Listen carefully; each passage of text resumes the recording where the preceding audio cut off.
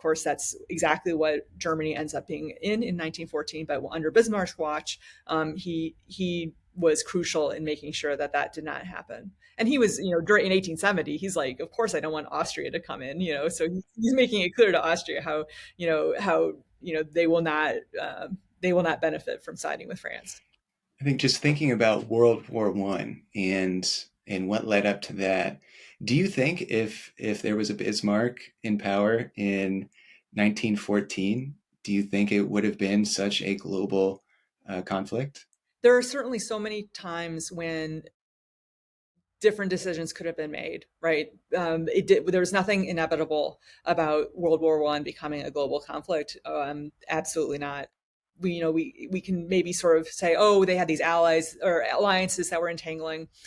They didn't require every country to go to war. Like that was that there different decisions could have been made, and so somebody like Bismarck very well might have made decisions that would have prevented World War One. So, what do you think some of the other major consequences are from the Franco-Prussian War? Well, one certainly is that all major powers in Europe adopted universal conscription, with the exception of Britain, who did not do so until 1916.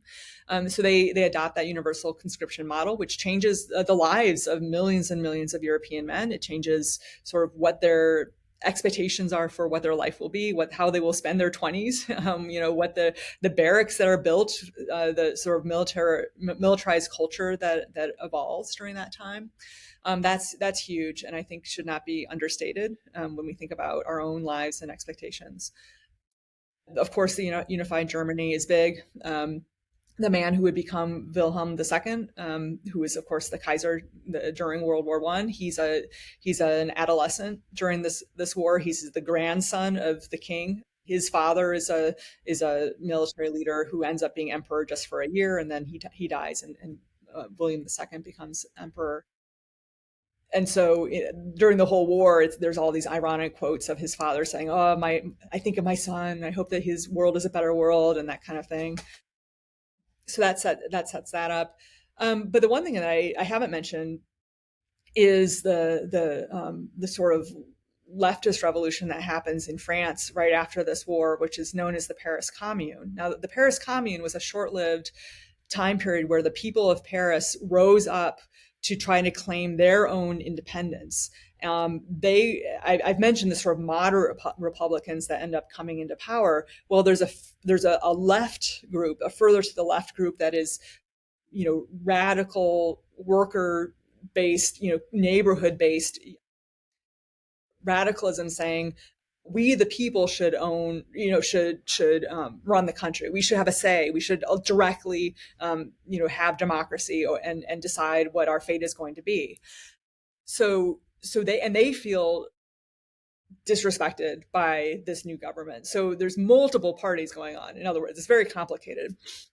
But soon after the war ends, people of Paris who have suffered through this war for months and months, they've starved, they've been through cold weather, very, very cold weather, and they've had a decade of building up because of the loosening that Napoleon III do. They have clubs, they have neighborhood groups, all these different factors.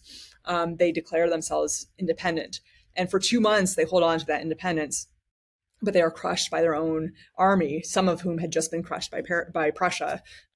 So it's a French civil war that happens in the spring of 1871, and so the outcome of that is, both on the one hand, the left is crushed for a good while, and on the other hand, that memory of the city rising up for itself is not one that is going to go away, and so that sets the stage for some of the conflicts in France in the 1890s.